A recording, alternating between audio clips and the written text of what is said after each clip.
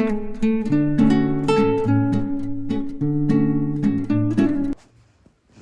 Everyone, so welcome back to my YouTube channel again. ಇದು ಬಂದು ನಮ್ಮ ಮನೇಲಿ ರೆಗ್ಯುಲರ್ ಆಗಿ ಡಿನ್ನರ್ಗೆ ಯಾವ ಥರ ಇರುತ್ತೆ ಅಂತ ಅಂದ್ಬಿಟ್ಟು ತೋರಿಸ್ಕೊಡ್ತಾ ಇದ್ದೀನಿ. ಇಲ್ಲಿ ನಾನು ಸಾಂಬಾರಿಗೆ ರೆಡಿ ಮಾಡ್ಕೊಳ್ತಾ ಇದ್ದೀನಿ. ಸಾಂಬಾರಿಗೆ ತೊಗರಿಬೇಳೆ ತೊಗೊಂಡು ಸ್ವಲ್ಪ ಬೇಯಿಸ್ಕೊಳ್ತಾ ಇದ್ದೀನಿ. ಯಾಕೆಂದರೆ ನುಗ್ಗೆಕಾಯಿ ಹಾಕಿ ಸಾಂಬಾರು ಮಾಡ್ತಾ ಇರೋದ್ರಿಂದ ಸ್ವಲ್ಪ ಬೇಳೆನ ಒಂದು 2 ವಿಷಲ್ ಕೂಗಿಸ್ಕೊಳ್ತೀನಿ ಫಸ್ಟೇ.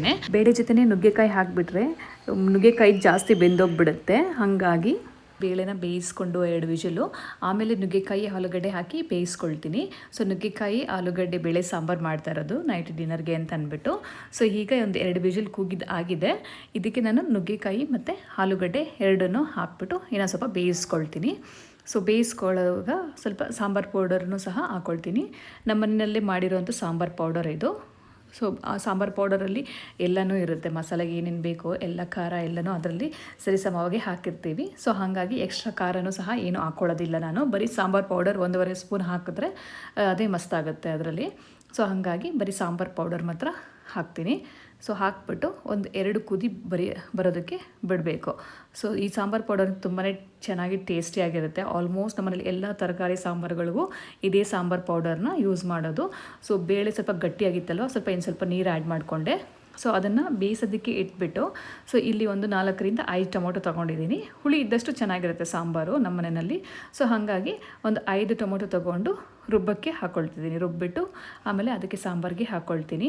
ಸಾಂಬಾರಿಗೆ ಹಾಕ್ಕೊಳ್ಳೋದಕ್ಕೆ ಮುಂಚೆ ಸ್ವಲ್ಪ ಬೆಂದಿರಬೇಕು. ಏನು ನುಗ್ಗೆಕಾಯಿ ಮತ್ತು ಆಲೂಗಡ್ಡೆ ಏನು ಹಾಕಿದ್ದೀನಿ ಅದನ್ನು ಸ್ವಲ್ಪ ಬೇಯ್ತಾ ಇರುತ್ತೆ. ಸೊ ಹಾಗಾಗಿ ಅದನ್ನು ಬೇಯ್ಕೆಲ್ಲ ಇಟ್ಬಿಟ್ಟು ಟೊಮೊಟೊ ರುಬ್ಬಿಟ್ಟು ಇಲ್ಲಿ ಈರುಳ್ಳಿನ ಮತ್ತು ಒಗ್ಗರಣೆಗೆ ಅಂತ ಅಂದ್ಬಿಟ್ಟು ರೆಡಿ ಮಾಡ್ಕೊಳ್ತಾ ಇದ್ದೀನಿ. ಇದಕ್ಕೆ ಈರುಳ್ಳಿ ಇವಾಗ ಒಗ್ಗರಣೆಗೆ ಅಷ್ಟೇ ಹಾಕ್ತೀನಿ. ಸೊ ಸಾಂಬಾರಿಗೆಲ್ಲ ಏನೂ ಈರುಳ್ಳಿ ಎಲ್ಲ ಏನೂ ಹಾಕಿರೋದಲ್ಲ, ಬರೀ ಬೇಳೆ, ತರಕಾರಿ, ಸಾಂಬಾರು ಪೌಡರು, ಟೊಮೊಟೊ ಅಷ್ಟೇ ಹಾಕ್ಬಿಟ್ಟು ಬೇಯಿಸ್ಕೊಳ್ಳೋದು. ಸೊ ಈ ಥರ ಒಗ್ಗರಣೆಗೆ ರೆಡಿ ಮಾಡಿ ಇಟ್ಕೊಳ್ತೀನಿ. ಹಂಗೆ ಅದು ಬೇಯ್ತಾ ಇರೋಷ್ಟರೊಳಗೆ ಸೊ ಅಕ್ಕಿಗೂ ಸಹ ಸೈಡಲ್ಲಿ ರೈಸ್ ಮಾಡ್ತಾಯಿದ್ದೀನಿ ಸ್ವಲ್ಪ. ಸೊ ರೈಸ್ಗೂ ಸ್ವಲ್ಪ ಸೈಡಲ್ಲಿ ಕಲಿಸ್ಬಿಟ್ಟು ಇಟ್ಬಿಟ್ಟು, ಸೊ ಅಷ್ಟರೊಳಗೆ ಇಲ್ಲಿ ನುಗ್ಗೆಕಾಯಿ ಬೆಂದಿತ್ತು. ಸ್ವಲ್ಪ ಒಂದು 3/4 ಭಾಗ ಬೆಂದಿದೆ ಅನ್ನೋವಾಗ ಟೊಮೊಟೊ ಹಾಕಬೇಕು. ಆವಾಗೆ ನಾನು ಬೇಳೆಗೆ ಸ್ವಲ್ಪ ಉಪ್ಪು ಹಾಕ್ಕೊಂಡಿದ್ದೆ. ಸೊ ಇನ್ನೊಂದು ಸ್ವಲ್ಪ ಉಪ್ಪು ಹಾಕ್ಕೊಳ್ತೀನಿ, ಯಾಕೆಂದರೆ ತರಕಾರಿಗೆ ಉಪ್ಪು ಸಾಕಾಗಲ್ಲ ಅಲ್ವಾ. ಸೊ ಹಾಗಾಗಿ ಇವಾಗ ಒಂದು ಸ್ವಲ್ಪ ಉಪ್ಪು ಹಾಕ್ಕೊಳ್ತೀನಿ. ನೋಡಿಕೊಂಡು ಹಾಕ್ಕೋಬೇಕು, ಯಾಕಂದರೆ ನಾವು ಬೇಳೆ ಬೇಯಬೇಕಾದ್ರೇನೋ ಹಾಕ್ಕೊಂಡಿರ್ತೀವಿ, ಆಮೇಲೇನೋ ಹಾಕ್ಕೋಬೇಕಂದ್ರೆ ಜಾಸ್ತಿ ಕಡಿಮೆ ಆಗಿಬಿಡುತ್ತೆ. ಸೊ ಅದು ಬೆಂದಾದಮೇಲೆ ಒಂದು 2 ಕುದಿ ಬಂತು ಅಂದರೆ ಇಳಿಸ್ಕೊಂಬಿಟ್ಟು ಇವಾಗ ಒಗ್ಗರಣೆಗೆ ಇಟ್ಕೊಳ್ತಾ ಇದ್ದೀನಿ. ಸೊ ಒಗ್ಗರಣೆಗೆ ಒಂದು 2 ಸ್ಪೂನ್ ಎಣ್ಣೆ ಹಾಕ್ಕೊಂಡಿದ್ದೀನಿ. ಮಾಮೂಲಿ ಒಗ್ಗರಣೆ ಮಾಡ್ತೀವಲ್ಲ ಅದೇ ಥರ ಒಗ್ಗರಣೆ ಮಾಡೋದು. ಸೊ ಇವಾಗಂತೂ ಹೊರಗಡೆ ಫುಡ್ನೇ ಜಾಸ್ತಿ ಪ್ರಿಫರ್ ಮಾಡ್ತಾರೆ. ಆದಷ್ಟು ನಾವು ಒಂದು 80% ಮನೆಯಲ್ಲೇ ನಾವು ಊಟ ಮಾಡೋದು. ಸೊ ಅಂದರೆ ಮನೆ ಊಟನೇ ನಮಗೆ ಬೆಸ್ಟ್ ಅನಿಸುತ್ತೆ. ಹೊರಗಡೆ ರೇರ್, ಯಾವಾಗಾದರೂ ಹೊರಗಡೆ ಹೋದಾಗ ನಾಷ್ಟ ಆ ಥರ ಏನಾದರೂ ಮಾಡ್ತೀವಿ ಹೊರತು ಮನೇಲಿ ಇದ್ದಾಗಂತೂ ನಾವು ಹೊರಗಡೆ ಹೋಗೋದು ಅಷ್ಟೇನೆ, ಹೊರಗಡೆ ಅಂತ ಹೋಗಿ ಊಟ ತಿಂಡಿ ಮಾಡೋದು. ಸೊ ಹಾಗಾಗಿ ಆಲ್ಮೋಸ್ಟ್ ನಾವು ಮನೆಯಲ್ಲಿ ಹೆಲ್ತಿಯಾಗಿ ನಾವು ಮಾಡ್ಕೊಂಡು ತಿನ್ಬೋದು. ಎಲ್ಲರಿಗೂ ಅದನ್ನೇ ಸಜೆಸ್ಟ್ ಮಾಡ್ತೀನಿ, ಆದಷ್ಟು ಹೆಲ್ತಿಯಾಗಿ ಮನೆಯಲ್ಲೇ ಎಷ್ಟಾಗುತ್ತೋ ಅಷ್ಟು ಮಾಡಿಕೊಂಡು ತಿನ್ನೋದನ್ನೇ ಒಳ್ಳೆಯದು ಅನಿಸುತ್ತೆ. ಯಾಕಂದರೆ ತುಂಬ ಪ್ರಿಸರ್ವೇಟಿವ್ಸು, ಕಲರ್ಸು ಎಲ್ಲ ಇರೋದ್ರಿಂದಾಗಿ ಹೆಲ್ತ್ಗೆ ಅಷ್ಟೊಂದು ಒಳ್ಳೆಯದಾಗಿರಲ್ಲ. ಸೊ ಆದಷ್ಟು ಮನೆಯಲ್ಲೇ ಅಡುಗೆ ಮಾಡಿಕೊಂಡು ತಿನ್ನೋದನ್ನು ಪ್ರಾಕ್ಟೀಸ್ ಮಾಡ್ಕೊಳ್ಳಿ, ಹೆಲ್ತ್ಗೂ ಒಳ್ಳೆಯದು. ಅದೇ ಬದಲು ನಾವು ಮತ್ತೆ ಅದನ್ನು ಹಾಸ್ಪಿಟ್ಲಿಗೆ ಮತ್ತು ಹೆಲ್ತ್ಗೋಸ್ಕರ ಇದಕ್ಕೆ ಅಂತ ಇಡೋ ಬದಲು ಸೊ ಆರೋಗ್ಯವಾಗಿ ಮನೆಯಲ್ಲೇ ಮಾಡಿಕೊಂಡು ತಿನ್ನೋದು ತುಂಬಾ ಒಳ್ಳೆಯದು ಅಂತ ಅಂದ್ಕೊತೀನಿ. ಮತ್ತು ಇನ್ನೊಂದು ವಿಷಯ ಏನಂತಂದರೆ ಇವಾಗಂತೂ ಎಕ್ಸಾಮ್ಸ್ ಎಲ್ಲ ಮುಗಿದಿದೆ. ಸೊ ಮಕ್ಕಳಂತೂ ತುಂಬಾ ಡಿಪ್ರೆಷನ್ಗೆ ಹೋಗಿರ್ತಾರೆ, ಮಾರ್ಕ್ಸ್ ಕಮ್ಮಿ ಬಂದಿದೆ, ಫೇಲ್ ಆಗಿದ್ದೀನಿ ಅಂತ ಅಂದ್ಬಿಟ್ಟು. ಲೈಫ್ ಬಂದು ಒಂದೇ ಲೈಫ್ ಇರೋದು. ಆದಷ್ಟು ಮಕ್ಕಳು ಎಲ್ಲರೂ ಸಹ ಧೈರ್ಯ ತೊಗೊಂಡು, ಪೇರೆಂಟ್ಸು ಅಷ್ಟೇ ಮಕ್ಕಳಿಗೆ ಧೈರ್ಯ ತುಂಬಿ, ಈ ಜೀವನ ಇರೋದು ಒಂದೇ, ಎಕ್ಸಾಮ್ ಬೇಕಾದರೆ ಇವಾಗಿಲ್ಲ ನಾಳೆ ಬರಿಬೋದು ಅನ್ನೋ ಧೈರ್ಯನ ತುಂಬಿ ಮಕ್ಕಳಿಗೆಲ್ಲನೂ ಸಹ ಒಂದು ಸಪೋರ್ಟಿವ್ ಆಗಿರಿ. ಮಕ್ಕಳು ಅಷ್ಟೇನೆ ದೊಡ್ಡವ್ರ ಮಾತನ್ನ ಕೇಳಿ ಅವ್ರಿಗೆ ಒಂದು ಸಪೋರ್ಟಿವ್ ಆಗಿ ನಿಂತ್ಕೊಂಡು ನೀವು ಧೈರ್ಯ ತುಂಬೋದ್ರಿಂದ ಪೇರೆಂಟ್ಸು ಸಹ ಧೈರ್ಯವಾಗಿ ಸಪೋರ್ಟ್ ಮಾಡ್ತಾರೆ.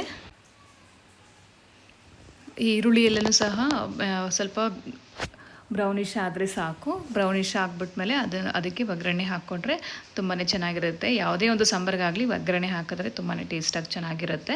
ಸೊ ನಾನಿಲ್ಲಿ ಹಿಂಗೆ ಎಲ್ಲ ಏನೂ ಹಾಕೋದಿಲ್ಲ ಒಗ್ಗರಣೆಗೆ, ಏಕೆಂದರೆ ಆಲ್ಮೋಸ್ಟ್ ಸಾಂಬಾರು ಪೌಡರ್ಗೆ ನಾವೆಲ್ಲ ಇಂಗ್ರೀಡಿಯೆಂಟ್ಸ್ ಹಾಕಿರ್ತೀವಿ.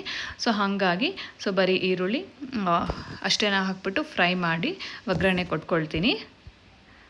ಈ ಸಾಂಬಾರಂತೂ ತುಂಬಾ ಟೇಸ್ಟಿಯಾಗಿ ಬರುತ್ತೆ. ಸೊ ಆಲ್ಮೋಸ್ಟ್ ನುಗ್ಗೆಕಾಯಿ ಸಾಂಬಾರು ಮಾಡಿದಾಗ ಯಾವಾಗಲೂ ಅಷ್ಟೇ ಬೇಳೆ ಜೊತೆಗೆ ನುಗ್ಗೆಕಾಯಿನ ಹಾಕ್ಬಿಟ್ಟು ಬೇಯಿಸಬೇಡಿ, ಯಾಕಂದರೆ ಅದು ನುಗ್ಗೆಕಾಯಿ ಬೇಗ ಬೆಂದೋಗ್ಬಿಡುತ್ತೆ, ಬೇಳೆ ಸರಿಯಾಗಿ ಬೆಂದಿರಲ್ಲ, ಇಲ್ಲಾಂದರೆ ಫುಲ್ಲು ಗಜ್ಜಿ ಗಟ್ಟಿ ಆಗಿಬಿಡುತ್ತೆ.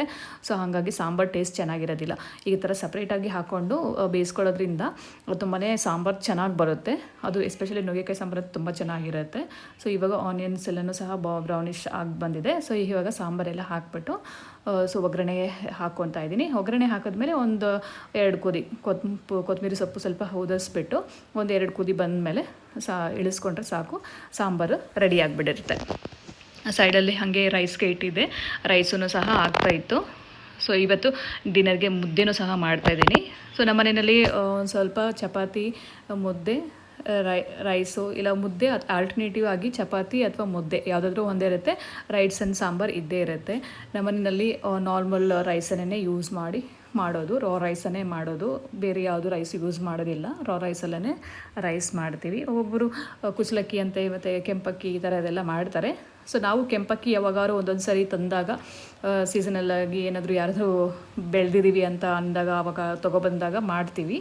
ಸೊ ಇಲ್ಲಾಂದರೆ ನಾರ್ಮಲಾಗಿ ನಮ್ಮ ಮನೇಲಿ ರಾ ರೈಸ್ ಅಷ್ಟೇ ಯೂಸ್ ಮಾಡೋದು. ಸೈಡಲ್ಲಿ ಅಕ್ಕಿಗೆ ಇಟ್ಟಿದ್ನಲ್ವ, ಅಕ್ಕಿನೂ ಬೆಂದಿತ್ತು. ನಾವು ಇದನ್ನು ಕುಕ್ಕರಲ್ಲಿ ಆಲ್ಮೋಸ್ಟ್ ನಾವು ಕುಕ್ಕರಲ್ಲಿ ಅನ್ನ ಬೇಯಿಸೋದಿಲ್ಲ. ಸೊ ನಾರ್ಮಲಾಗಿ ಗಂಜಿ ಬಸ್ತೇನೆ ಅನ್ನ ಮಾಡೋದು ನಮ್ಮನೇಲಿ. ಆಲ್ಮೋಸ್ಟ್ 70-80% ಅನ್ನ ಬಸ್ತೆ ಮಾಡೋದು. ಏನಾದರೂ ಎಮರ್ಜೆನ್ಸಿ, ಸೊ ಇವಾಗ ಇಮಿಡಿಯೇಟಾಗಿ ಎಲ್ಲಿಂದ ಬಂದ್ವಿ, ಇಮಿಡಿಯೇಟಾಗಿ ರೈಸ್ ಆಗಬೇಕು ಅಂತ ಟೈಮಲ್ಲಿ ಮತ್ತು ಸಿಚುವೇಷನಲ್ಲಿ ಮಾತ್ರ ಕುಕ್ಕರಲ್ಲಿ ಇಡ್ತೀನಿ. ಇಲ್ಲ ಅಂತಂದರೆ ನಾರ್ಮಲಾಗಿ ಗಂಜಿ ಬಸ್ತೇನೆ ಮಾಡೋದು. ಸೊ ಹಾಗಾಗಿ ನಾನಿವಾಗ ಗಂಜಿ ಬಸ್ತೇನೆ ಒಂದು 2 ಗ್ಲಾಸ್ ಅಕ್ಕಿ ಇಟ್ಟು ಮಾಡಿದ್ದೀನಿ. ಸ್ವಲ್ಪ ಈ ಉದುರುದ್ರಾಗಿದ್ದಾಗೇನೆ ಸ್ವಲ್ಪ ಇಳಿಸ್ಬಿಟ್ಟು ಗಂಜಿ ಇಳಿಸ್ಬಿಟ್ಟು ಸ್ಟವ್ ಮೇಲೆ 1-2 ನಿಮಿಷ ಇಟ್ಟರೆ ಸಾಕು, ಅನ್ನ ರೆಡಿ ಆಗುತ್ತೆ. ಸೊ ಇಲ್ಲಿ ರಾಗಿ ಮುದ್ದೆಗೆ ಅಂತ ಅಂದ್ಬಿಟ್ಟು 1-2 ಗ್ಲಾಸ್ ಇವತ್ತು ಬರೀ ರಾಗಿ ಹಿಟ್ಟು, ಹಸಿ ಹಿಟ್ಟು ಹಾಕಿ ಮುದ್ದೆ ಮಾಡ್ತಾಯಿದ್ದೀನಿ. ನಾವು ಅಕ್ಕಿ ಹಾಕಿನೂ ಸಹ ಮುದ್ದೆ ಮಾಡ್ತೀವಿ ನಮ್ಮ ಮನೆಯಲ್ಲಿ. ಸೊ ಒಂದೊಂದು ಸರಿ ಅಕ್ಕಿ ಹಾಕಿ ಮಾಡ್ತೀನಿ, ಒಂದೊಂದು ಸರಿ ಬರೀ ಮುದ್ದೆನೇ ಮಾಡ್ತೀನಿ. ಇವಾಗ ಬರೀ ಮುದ್ದೆನೇ ಮಾಡ್ತಾಯಿದ್ದೀನಿ. 2 ಲೋಟ ಅಷ್ಟು ನೀರು ಹಾಕಿ ಅದಕ್ಕೆ ಒಂದು ಸ್ವಲ್ಪ ತುಪ್ಪ ಹಾಕ್ಬಿಟ್ಟು, ಬರೀ ಮುದ್ದೆ ಮಾಡಿದಾಗ ಈ ಥರ ತುಪ್ಪ ಹಾಕ್ತೀನಿ. ಅಕ್ಕಿ ಹಾಕಿ ಮಾಡಬೇಕಾದ್ರೆ ಏನೋ ಅದು ತುಪ್ಪ ಬೇಕಾಗಿಲ್ಲ, ಹಾಗೆ ಹಾಕಿದ್ರೇನೂ ಗಂಟೆಲ್ಲ ಏನೂ ಆಗೋದಿಲ್ಲ. ಇಲ್ಲಿ ಒಂದು ಚಿಕ್ಕದಾಗಿ 3 ಮುದ್ದೆ ಮಾಡ್ತಾಯಿದ್ದೀನಿ. ಸೊ ಹಾಗಾಗಿ ಸ್ವಲ್ಪ ತುಪ್ಪ ಹಾಕಿದ್ದೀನಿ. ಸೊ ತುಪ್ಪ ಹಾಕ್ಬಿಟ್ಟು ನೀರು ಚೆನ್ನಾಗಿ ಕುದಿ ಬಂದಮೇಲೆ ಹಸಿ ಹಿಟ್ಟು ಹಾಕಿ ಚೆನ್ನಾಗಿ ನಾದ್ಕೋಬೇಕು. ಮುದ್ದೆ ಯಾವಾಗಲೂ ಪಿಚ ಅಂತೆಲ್ಲ ಇರಬಾರ್ದು. ನಮ್ಮ ಮನೆಯಲ್ಲಿ ಆ ಥರ ಇದ್ದರೆ ಯಾರಿಗೂ ಇಷ್ಟ ಆಗೋದಿಲ್ಲ. ಮೃದುವಾಗಿ ಚೆನ್ನಾಗಿರಬೇಕು ಮುದ್ದೆ. ಹಾಗಾಗಿ ಮುದ್ದೆನ ಚೆನ್ನಾಗಿ ಹಸಿಟ್ಟು ಹಾಕ್ಬಿಟ್ಟು ಚೆನ್ನಾಗಿ ಬೇಯಿಸ್ಕೋಬೇಕು. ಹಿಟ್ಟು ಹಾಕಿದ್ಮೇಲೆ ಕುದಿತಾ ಇರಬೇಕಾದ್ರೆ ಹಿಟ್ಟು ಹಾಕ್ತೀವಲ್ಲ, ಹಿಟ್ಟು ಹಾಕಿದ್ಮೇಲೆ ಕೋಲು ಹಾಕಿ ಚೆನ್ನಾಗಿ ತಿರುಗಿದ್ರೆ ನಾವು ಎಷ್ಟು ಚೆನ್ನಾಗಿ ಮುದ್ದೆನ ತಿರುಗ್ತೀವೋ ಅಷ್ಟು ಚೆನ್ನಾಗಿ ಮುದ್ದೆ ಮೃದುವಾಗಿ ಬರುತ್ತೆ. ಸೊ ಇಲ್ಲಿ ಎಲ್ಲ ತಿರುವಿದಾದಮೇಲೆ ಒಂದು ಸ್ವಲ್ಪ ತೆಗೆದುಬಿಟ್ಟು ಮುಚ್ಚಿ ಹಬೆಯಲ್ಲಿ ಬೇಯಿಸ್ತೀನಿ, ಸ್ಲೋ ಫ್ಲೇಮಲ್ಲಿ ಇಟ್ಬಿಟ್ಟು. ಆವಾಗ ಮುದ್ದೆ ಪರ್ಫೆಕ್ಟಾಗಿ ಬರುತ್ತೆ. ಸೊ ಒಬ್ಬೊಬ್ಬರು ಮನೆಯಲ್ಲಿ ಮೆತ್ತಗೆ ಮಾಡ್ತಾರೆ, ನನಗೆ ಆ ಥರ ಮೆತ್ತಗೆ ಇಷ್ಟ ಆಗೋದಿಲ್ಲ. ಸೊ ನಮ್ಗೆ ಏನಿದ್ರು ಸ್ವಲ್ಪ ತುಂಬ ಗಟ್ಟಿನೂ ಇರಬಾರ್ದು, ತುಂಬ ಸಾಫ್ಟಾಗಿ ಇರಬಾರ್ದು, ಮೀಡಿಯಮ್ ಆಗಿದ್ದರೆ ಮುದ್ದೆ ಟೇಸ್ಟು ಚೆನ್ನಾಗಿರುತ್ತೆ, ತಿನ್ನೋಕ್ಕೂ ಅಷ್ಟೇ ಚೆನ್ನಾಗಿರುತ್ತೆ. ಸೊ ಒಬ್ಬೊಬ್ಬರು ಫುಲ್ ಗಟ್ಟಿಯಾಗಿ ಮಾಡ್ತಾರೆ, ಅವ್ರಿಗೆ ಆ ಥರ ಇಷ್ಟ ಆಗಿರುತ್ತೆ. ನಮಗೆ ಈ ಥರನೇ ಇಷ್ಟ ನಮ್ಮ ಮನೆಯಲ್ಲಿ. ಸೊ ಇವಾಗ ಪ್ಲೇಟ್ ಮುಚ್ಚಿ ಬೇಯಿಸಿದ್ಮೇಲೆ ಬೆಂದಿದೆ ಅಲ್ಲ, ಬೆಂದಮೇಲೆ ಮತ್ತೆ ತೆಗೆದು 1-2-3 ಸರಿ ಚೆನ್ನಾಗಿ ನಾದ್ಕೊಂಡು ಈ ಥರ ಮಾಡ್ತೀವಿ. ಸೊ ಮಾಡಿದ್ಮೇಲೆ ಮುದ್ದೆ ಮಾಡ್ಕೊಳ್ತೀವಿ. ಪ್ಲೇಟ್ಗೆ ಒಂದು ಸ್ವಲ್ಪ ತುಪ್ಪ ಅಥವಾ ಎಣ್ಣೆ ಹಾಕ್ಬಿಟ್ಟು ಸವರ್ಬಿಟ್ಟು ಸೊ ಮುದ್ದೆನ ರೆಡಿ ಮಾಡ್ಕೊಳ್ತೀನಿ. ಸೊ ತುಂಬ ಟೇಸ್ಟ್ ಆಗಿರುತ್ತೆ ಮುದ್ದೆ ಅಂತೂ ಈ ಥರ ಮಾಡೋದ್ರಿಂದ. ಮತ್ತು ಜೀರ್ಣನೂ ಚೆನ್ನಾಗಾಗುತ್ತೆ, ತುಂಬ ಗಟ್ಟಿನೂ ಇರಲ್ಲ, ತುಂಬ ಮೆದುವಾಗಿ ಇರಲ್ಲ, ಮತ್ತು ಚೆನ್ನಾಗಿ ಬೆಂದಿರುತ್ತಲ್ವ. ಸೊ ಚೆನ್ನಾಗಿ ಯಾವಾಗ ಮುದ್ದೆ ಬೇಯಿತೋ ಆವಾಗ ಹೊಟ್ಟೆ ನೋವು ಆ ಥರ ಎಲ್ಲ ಬರೋಲ್ಲ. ಒಬ್ಬೊಬ್ಬರು ಚೆನ್ನಾಗಿ ಬೇಯಿಸ್ತೀರಾ ಇದ್ದಾಗನೇ ಹೊಟ್ಟೆ ನೋವು ಆ ಥರದ್ದೆಲ್ಲ ಬರೋದು. ಸೊ ಈ ಥರ ಚಿಕ್ಕದಾಗಿ ಮುದ್ದೆಗಳು ಮಾಡ್ಕೊಳ್ತಾ ಇದ್ದೀನಿ. ನಾನು ಚಿಕ್ಕದಾಗಿ ಮೀಡಿಯಮಾಗಿ 3 ಮುದ್ದೆ ಮಾಡಿದ್ದೀನಿ ಅಷ್ಟೇ ಇವತ್ತು. ಸೊ ಜಾಸ್ತಿನೂ ತಿನ್ನಲ್ಲ ನಮ್ಮ ಮನೇಲಿ ಮುದ್ದೆ, ಎಲ್ಲರೂ ಸ್ವಲ್ಪನೇ ತಿಂತಾರೆ. ಸೊ ಹಾಗಾಗಿ ಇದನ್ನು ದೊಡ್ಡದೇ ಮುದ್ದೆ ಅಂತಾರೆ, ನಾನು ಮೀಡಿಯಮಾಗಿ ಮಾಡಿದ್ದೀನಿ. ಸೊ ಅದನ್ನು ಸಹ ದೊಡ್ಡದು ಮುದ್ದೆ ಅಂತ ಹೇಳ್ತಾರೆ. ಸ್ವಲ್ಪ ಅದ್ರ ಜೊತೆ ಸ್ವಲ್ಪ ರೈಸ್ ಇದ್ದರೆ ಸಾಕಾಗುತ್ತೆ ನೈಟ್ ಡಿನ್ನರ್ಗೆ ಅಂತ ಅಂದ್ಬಿಟ್ಟು. ಆಲ್ಮೋಸ್ಟ್ ನಮ್ಮ ಮನೇಲಿ ಡಿನ್ನರ್ ಮಾಡೋಷ್ಟೊಳಗೆ 10 ಗಂಟೆ ಆಗೋಗುತ್ತೆ ಯಾವಾಗಲೂ. ಸೊ ಆದಷ್ಟು ಬೇಗ ಮಾಡೋದಕ್ಕೆ ಟ್ರೈ ಮಾಡ್ತೀವಿ, ಆದ್ರೂ ಆಗೋದಿಲ್ಲ, ನೈಟ್ ಲೇಟ್ ಆಗೇ ಆಗುತ್ತೆ. ಸೊ ಇದು ಮುದ್ದೆ ರೆಡಿ ಮಾಡಿದ್ದೀನಿ. ಸೊ ಇಲ್ಲಿ ರೈಸ್ ಮತ್ತು ಮುದ್ದೆ, ನುಗ್ಗೆಕಾಯಿ ಸಾಂಬಾರು ಡಿನ್ನರ್ಗೆ ರೆಡಿಯಾಗಿದೆ. ಸೊ ಇದು ಇವತ್ತಿನ ನಮ್ಮ ಮನೆಯಲ್ಲಿ ಡಿನ್ನರ್. ನಿಮಗೇನಾದರೂ ಈ ವಿಡಿಯೋ ಇಷ್ಟ ಆಗಿದರೆ ಲೈಕ್ ಮಾಡಿ, ಕಮೆಂಟ್ ಮಾಡಿ, ಶೇರ್ ಮಾಡಿ. ಸೊ ನೀವು ನಿಮ್ಮ ಮನೆಯಲ್ಲಿ ಯಾವ ಥರ ಡಿನ್ನರ್ ಪ್ರಿಪೇರ್ ಮಾಡ್ತೀರಾ ಅಂತ ಅಂದ್ಬಿಟ್ಟು ಕಮೆಂಟ್ ಮಾಡಿ. ಮುದ್ದೆ ರೈಸ್ ಮಾಡ್ತೀರಾ ಅಥವಾ ಅಂದರೆ ಚಪಾತಿ ಮಾಡ್ತೀರಾ ಅಲ್ವಾ, ನೀವು ಯಾವ ಥರ ಸಾಂಬಾರು ಮಾಡ್ತೀರಾ ಅಂತ ಅಂದ್ಬಿಟ್ಟು ಕಮೆಂಟ್ ಮೂಲಕ ತಿಳಿಸ್ಕೊಡಿ. ಸೊ ಹೋಪ್ ನಿಮಗೆಲ್ಲರಿಗೂ ಈ ವಿಡಿಯೋ ಇಷ್ಟ ಆಗಿದೆ ಅಂತ ಅಂದ್ಕೊಳ್ತೀನಿ. ಮತ್ತೊಂದು ವಿಡಿಯೋನಲ್ಲಿ ಸಿಗ್ತೀನಿ. Thank you.